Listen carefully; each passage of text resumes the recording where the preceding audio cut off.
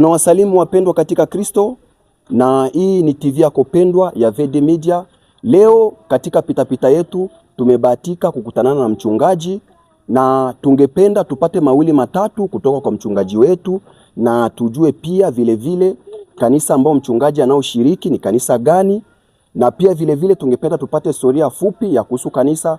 Ila kwa sasa tunaanza na mzee, anaweza kujitambulisha. Tunashukuru sana mpendwa mtangazaji. Kwa majina mimi naitwa Mtume Ildefonse Kiliba. Mimi ni mtume wa kanisa la Yesu Kristo ulimwenguni pote. Naishi katika nchi ya Malawi, katika mji wa Dzaleka, sehemu ambao wanaita Nyuka Tuza. Ndio, tunashukuru sana mzee wangu. Tuna swali tu fupi. Tungependa kujua kama mzee unashiriki katika kanisa gani? Kama nilivyotangulia kuongea, nilitangulia kuongea kwamba mimi nashiriki katika kanisa la Yesu Kristo ulimwenguni pote. Katika lugha ya Kimombo wanaita EUJC, maana yake Eglise Universelle de Jesus Christ, au kwenye lugha ya Kiingereza wanaita Universal Church of Jesus Christ. Asante sana. Pia vile vile mzee, kuna naweza nikasema kutokuelewa kidogo, kwa sababu watu wengi ndani ya kambi ya Dzaleka huwa wanafahamu kanisa hii kama vile Neno. Kuna watu wengine wanaita Wamanyonga. Hapo unaweza kuwafafanulia nini watazamaji? Ndio, kama nilivyotangulia kusema, hii ni kanisa la Yesu Kristo ulimwenguni pote, na Yesu mwenyewe ndo alisema kwamba yeye ni neno la uzima, yeye ni mkate wa mbinguni. Sasa watu wengi wakija ndani ya kanisa yetu wanaamini na wanakuja kufundishwa neno, ila wengine wakija ndani ya kanisa wanakuja kukuta kwamba hamuna faida kwa mambo ya mwili. Hii ni kanisa ya roho, ndio wanabaki tu kutuita wale ni waneno.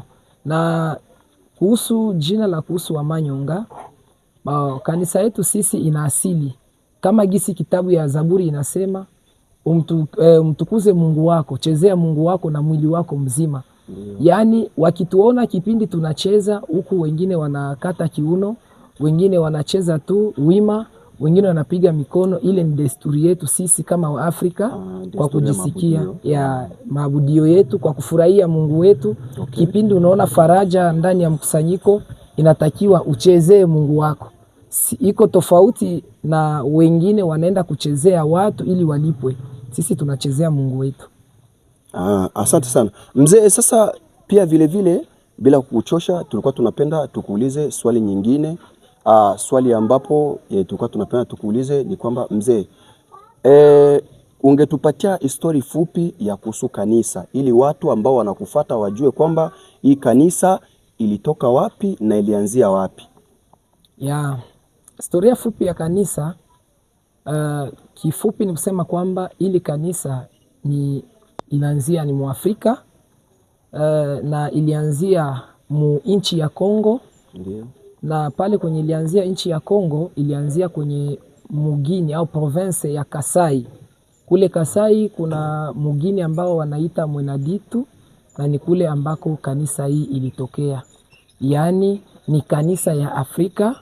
Mungu aliifungula neno lake na kweli ndani ya nchi ya Kongo, katika muji wanaoita Mweneditu. Asante sana kwa kutuambia story fupi ya kanisa.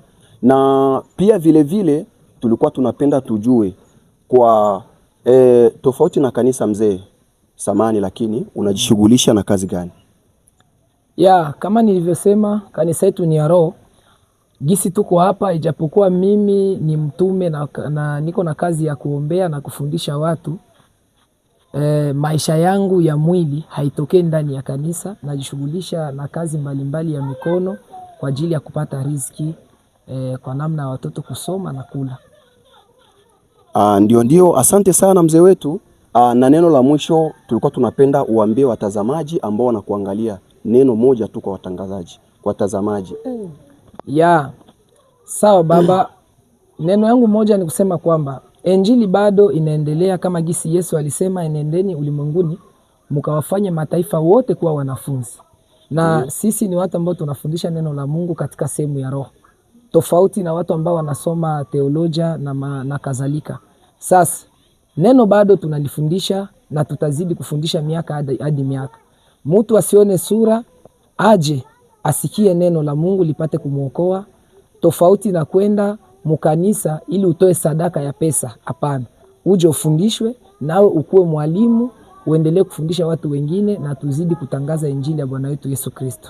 Na cha kumalizia zaidi, unaweza kuona kwamba katika sehemu za mwili umri wangu ni mdogo.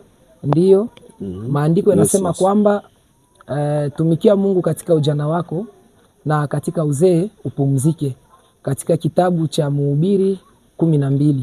Kwa hiyo ni ile nilitaka kuwatangazia baba, mama, rafiki, majirani na wandugu wengine wowote wale waje wasikie neno la Mungu na tuzidi kuishi mapenzi ya Mungu wetu.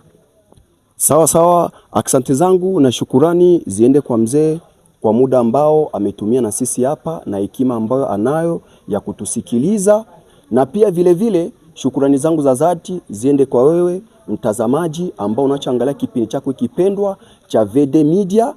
Pia vile vile ni mimi mtangazaji wako Oga Obina, na nyuma ya kamera yangu kuna mtu ambaye nimemchosha sana, ila usisahau kusubscribe na kulike chaneli yetu ya VD Media kutokea hapa hapa kambini Dzaleka. Ila kwenye comment yako usikose kuweka neno la mwisho ambalo next interview yetu ungependa tutembelee pasta gani au mtu gani wa expensive ndani ya kambi ya Dzaleka.